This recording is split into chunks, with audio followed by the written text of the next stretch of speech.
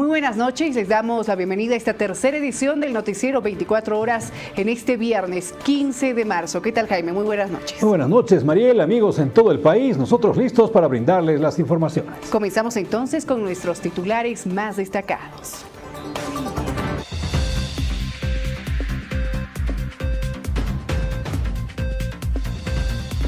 Luego que la Cámara de Senadores aprobara 2 créditos en beneficio de Yapacaní y El Alto, el presidente de la Cámara de Diputados, Israel Guaitari, indicó que se tratará la sesión de magistrados.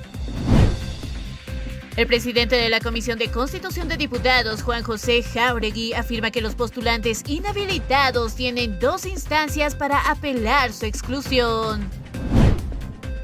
El Viceministerio de Comunicación considera que las recomendaciones del informe de la CIDH sobre los derechos humanos en Bolivia son generales y no hacen referencia a persecución política o presos políticos en Bolivia.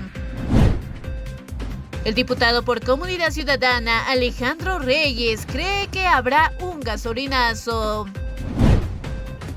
ANH y EPFB afirman que los combustibles que se comercializan en el país cumplen con los estándares internacionales de calidad, que dicho dato lo respaldan investigaciones realizadas en la UNSA.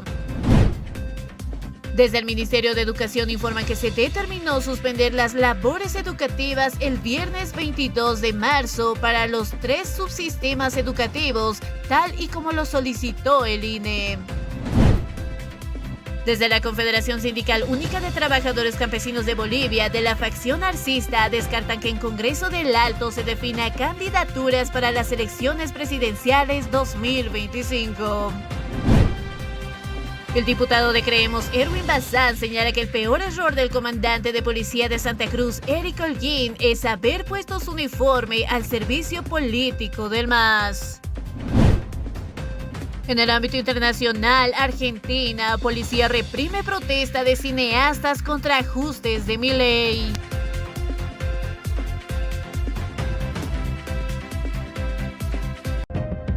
En el contexto de hoy, hablemos sobre las cárceles en Bolivia, su situación y la CIDH. Soy Jaime Albarracín, a través de Palenque TV. Martes 22 de febrero de 2024 se reporta que, de madrugada, fueron encontrados muertos 2 reos dentro de un recinto al interior de la cárcel de Chonchocoro, supuestamente una de las más seguras de Bolivia.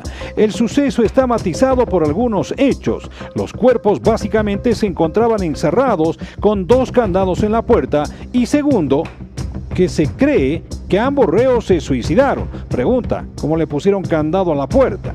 Domingo 3 de marzo, se reporta la fuga masiva de 17 reos de la cárcel de Uncía en el norte de Potosí. Los reportes iniciales dan cuenta que los evadidos, con el apoyo de algunos guardias y por el descuido de otros, lograron traspasar los muros de la cárcel. A la fecha, la mayoría de ellos sigue prófugo. 15 de marzo de 2024, se reporta que un muerto y 2 heridos es el resultado de un hecho de sangre suscitado el jueves 14 del mes en curso en el área de aislamiento C de la cárcel de Cantumarca en Potosí. El fallecido fue identificado como Eloy, quien tenía una herida grave producida con un arma punzocortante. Si usted ya lo percibió, los hechos de sangre y de otra naturaleza en cárceles de Bolivia se vienen dando con una mayor frecuencia. Para entendidos en la materia, este tipo de hechos no son nuevos y se seguirán dando porque el problema en el sistema penitenciario del país es estructural. El denominativo de problema estructural hace referencia a que se viene dando reiteradamente hace años, tanto así que estamentos internacionales como la Corte Interamericana de Derechos Humanos, CIDH, empezó a criticar el régimen penitenciario de Bolivia. Otra vez, la CIDH propone la reforma carcelaria como uno de los temas que debe ser abordado en el corto plazo por el Estado boliviano, debido a la situación crítica en la que se encuentran con el hacinamiento a los reos. Se afirmó que, y cito textual, hay una crisis casi de carácter humanitario en las cárceles de Bolivia. Según el informe de la CIDH, a marzo de 2023, la población penitenciaria era de 27.393 personas, mientras que la capacidad oficial de alojamiento es de apenas 8.626 personas. En ese marco, el documento señala que las tasas de hacinamiento preocupantes amenazan la vida e integridad de las personas privadas de libertad, por lo cual el Estado debe abstenerse de seguir ingresando personas a espacios hacinados. Esta sobrepoblación genera una serie de consecuencias negativas. Las condiciones de hacinamiento son extremas, con celdas diseñadas para albergar a un número limitado de personas que en realidad albergan muchas más. Esto lleva a problemas de salubridad, falta de higiene y hacinamiento, lo que aumenta el riesgo de enfermedades y violencia. Otro desafío importante para el sistema penitenciario boliviano es la falta de recursos y personal en el mismo. Las cárceles de Bolivia no cuentan con suficiente personal de seguridad y custodia para garantizar la misma de los reclusos y prevenir conflictos. Además, la falta de infraestructura y equipamiento adecuado dificulta la gestión penitenciaria. La violencia es una realidad constante en las cárceles bolivianas. No se ha llegado al nivel de cárceles como las ecuatorianas, que definitivamente han generado una suerte de violencia colectiva nacional, ni a lo que pasa en El Salvador, por ejemplo, donde Bukele ha generado una cárcel exclusivamente para las maras y los pandilleros.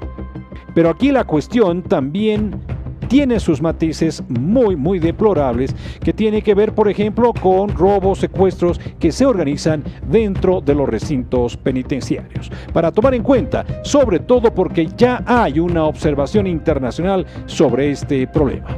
Ese es el contexto que faltaba hoy.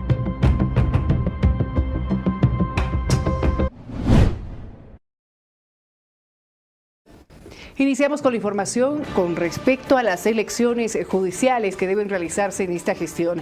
El senador del Movimiento al Socialismo, Luis Adolfo Flores, ha informado que los 184 postulantes de la magistratura, el 70% han sido inhabilitados y solo restaría un 30%. Escuchemos. 56 habilitados, si no me equivoco, ¿no? Y 38 son hombres y 18 mujeres.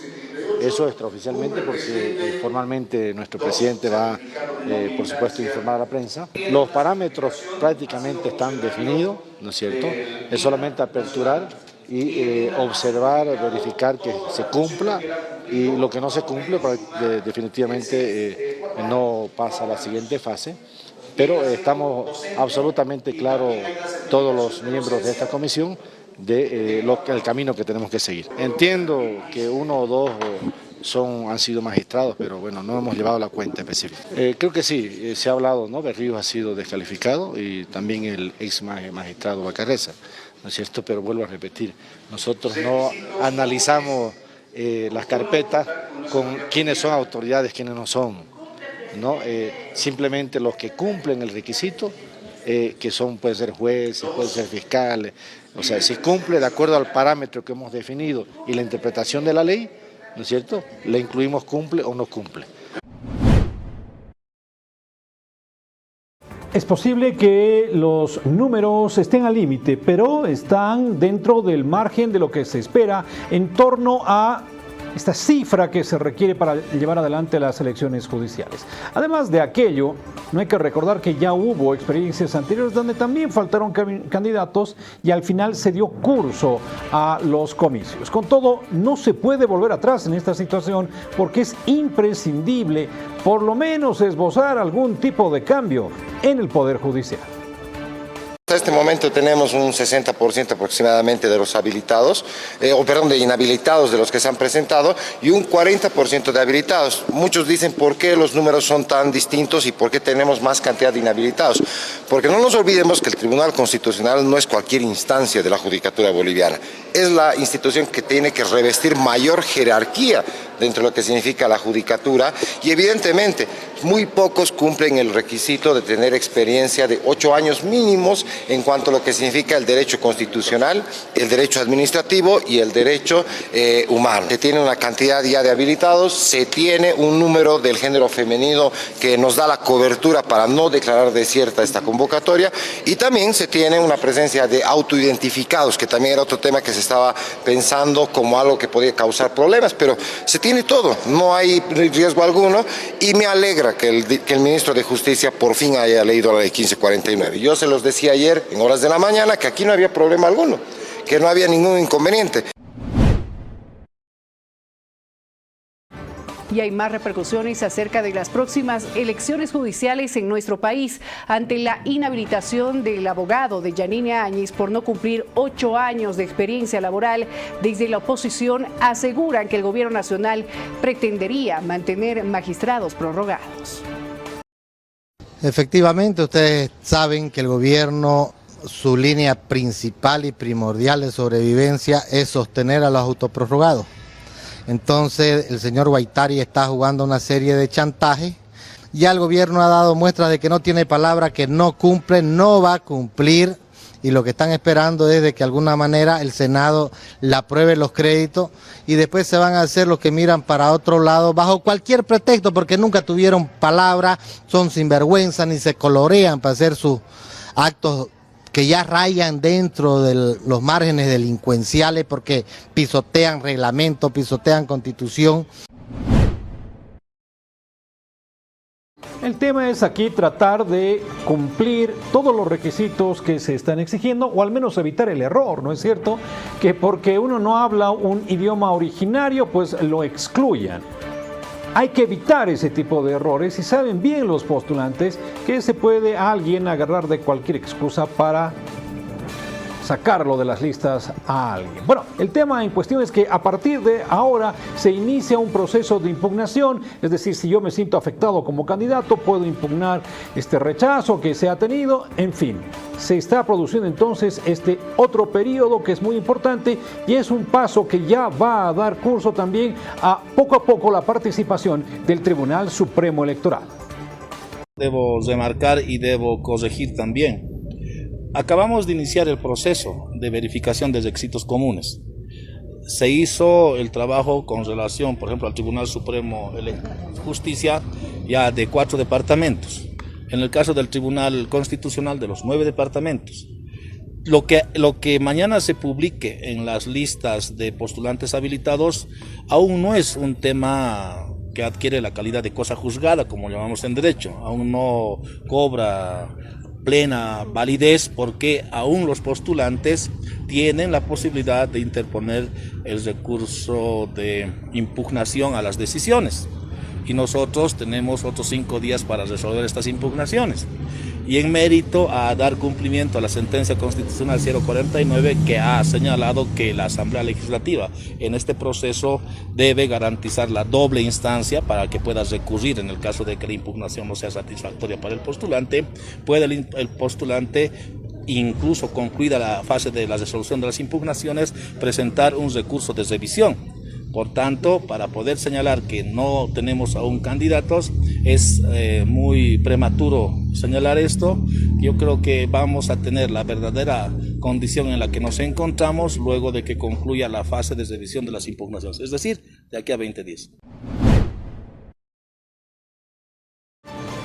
A propósito de este tema, desde el Tribunal Supremo Electoral estiman que este proceso para las elecciones judiciales iniciaría entre el mes de mayo y septiembre de esta gestión.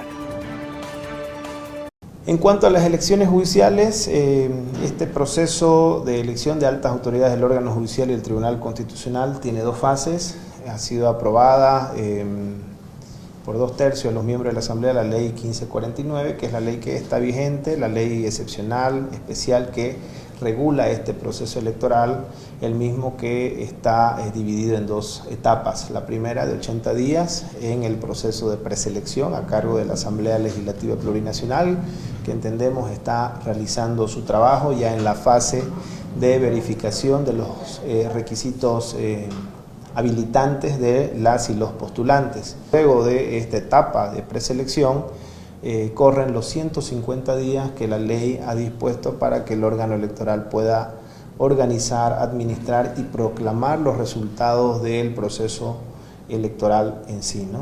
Y ya con estas listas será esta instancia, el órgano electoral como entidad que administra, que cumple la función electoral, quien emitirá la convocatoria y un calendario electoral fijando una fecha única y definitiva para que las bolivianas y los bolivianos puedan con su voto decidir quiénes van a asumir los cargos de los altos tribunales de justicia de este país. Estaríamos hablando que el proceso electoral podría darse entre la última semana de agosto y la primera quincena de septiembre. Bueno, y finalmente se están aprobando los créditos, que ha sido la traba en función a aquello que les interesa más a los políticos, ¿no es cierto? La cesación de mandato de las actuales autoridades judiciales. Desde la Cámara de Diputados, desde su titular, se ha señalado que una vez que se han aprobado estos créditos, que son muy importantes, como por ejemplo para el Alto, bueno, ahora sí se abriría esta posibilidad, hablar sobre la cesación de mandato. Importante que hayan aprobado, no es el que beneficia inclusive es al sector Yapacaní, a ese municipio, son 56 millones de dólares que eso beneficia a ese municipio. Y por otro lado, el descongestionamiento que va a haber en la ciudad del Alto, los 8 carriles que también beneficia a la ciudad del Alto, no solo a la ciudad del Alto, porque transitan a muchos departamentos por ese sector, ¿no? Entonces, no bastante eso, importante hubiera sido que aprueben los 15 millones de yuanes. Eso vamos a criticar, sino que aplaudimos esa decisión que hayan aprobado. Porque al final la coordinación en las dos cámaras es importante, porque al final si vamos a tener ciertos discrepancia entre las dos cámaras, solo perjudicamos al país. Y nosotros siempre hemos dicho, tenemos que marcar en una unidad, porque al final pasa en todo ámbito los proyectos por el legislativo. En ese sentido, aplaudimos a las 3 fuerzas políticas, ¿no? Y vamos a seguir coordinando. Debatirse. Tenemos que tratar en cualquiera de los escenarios, porque eso es un reto también, porque al final nadie está protegiendo a los autoprorrogados. Tenemos que ver, en las dos cámaras tenemos que ver un escenario, en cualquier escenario tiene que tratarse, pero tenemos que tocar esos 2 proyectos. A propósito de esta información, también se ha pronunciado en las últimas horas la alcaldesa de la ciudad del Alto, Eva Copa, quien saludó la aprobación del crédito destinado al tramo carretero Sencata-La Pacheta en la Cámara de Senadores y espera que el presidente de Estado, Luis Arce Catacora, lo promulgue de forma inmediata. Así es, después de mucho tiempo la Cámara de Senadores ha convocado a esta sesión para poder tratar este tema y bueno, muy satisfechos pues, pero se ha tardado bastante, ¿no? Mira, aproximadamente 3 meses estamos detrás de este proyecto que es tan importante, que va a empalmarse juntamente con el paso desnivel que estamos haciendo nosotros en Sencata y bueno, esto va a ayudar a poder tener mejores vías, más desarrollo para la ciudad. Yo creo que el presidente lo va a promulgar inmediatamente, no me he comunicado con él, pero tiene que ser inmediato porque ya los plazos están corriendo, es un crédito que tiene plazos. Tengo entendido que el Ministerio de Planificación ya está enviando el proyecto de Fonplata para el tema del alumbrado público, está enviando el paso desnivel que tenemos juntamente con La Paz. Este es un parque lineal que estamos ambos, nosotros contamos con 20 miradores y también áreas verdes. El otro proyecto que se tiene es el tema de los enlosetados en la ciudad del Alto, ¿no? Esperemos que estas tengan una atención con mayor prontitud para que la ciudad del Alto pues pueda tener mejores condiciones. El tema en cuestión aquí es que también se ve afectada alguna imagen política que quiere ser cuidada, ¿no es cierto? Como la de Andrónico Rodríguez, por ejemplo, quien ha recibido muchas críticas por mantener, obviamente, tal vez alguien dirá no podía ser de otra manera, mantener el mismo discurso que Evo Morales. En fin, ahora las críticas vienen desde la ciudad del Alto. Con todo, ya estarían en curso estos créditos muy importantes para la economía nacional. Qué lamentable, ¿no? Un presidente del Senado en sus declaraciones sí indica que ya aprobaron los créditos, pero mire, ¿después de cuánto tiempo, señor Andrónico? Le hacen daño al país. Y todo por instrucciones de Evo Morales. Y no le mienta cuando dice, yo no acato ningún libreto, no hago caso a nadie. No le mienta, si usted está al lado de Evo Morales en las asambleas de las 6 federaciones del Chapare, usted hace lo que Evo Morales le dice. Y Evo Morales le dijo, perjudique al país, arruínale al gobierno, destroce la democracia. Por eso no aprobaron los créditos, ¿no? Ahora dice, ya aprobamos los créditos, pero ¿después de cuánto tiempo? Esos créditos tenían que estar aprobados el año pasado. Ahora le dice al diputado, al presidente de la Cámara de Diputados, al señor Guaitari, que ahora le corresponde las elecciones, aprobar las elecciones judiciales. Obvio que sí, pero ¿después de cuánto tiempo también? ¿Acaso no las elecciones judiciales tenía que ser el año pasado? Qué lamentable tener padres de la patria incapaz. Quieren perjudicar al gobierno de Arce Catacora, pero en sí perjudican al país. Hoy en día, por culpa de estos malos senadores y diputados, por estos malos, mal llamados padres de la patria, tenemos jueces prorrogados. Es momento de una breve pausa en esta entrega informativa. Al retornar vamos a hablar del tema de la gasolina en nuestro país, que ha sufrido ya algunas críticas en torno a que se ha modificado la composición de la misma, pero los detalles ya vienen. Ya volvemos, no se vayan.